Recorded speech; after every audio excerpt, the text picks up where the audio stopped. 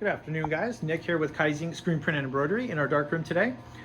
Just want to show you some basic maintenance for our Starlight exposure table here.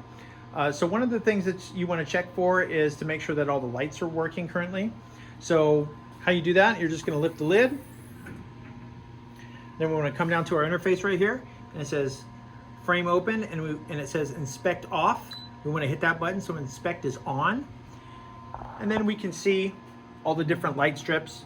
We just want to ensure that all the bulbs are working, everything's activated.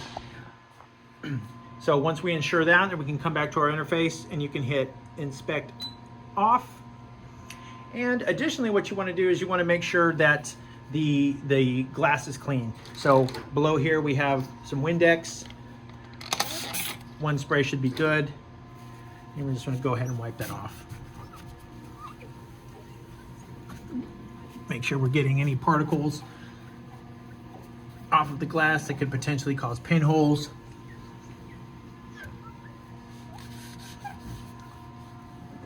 All right, so once that's clean, you're good to go.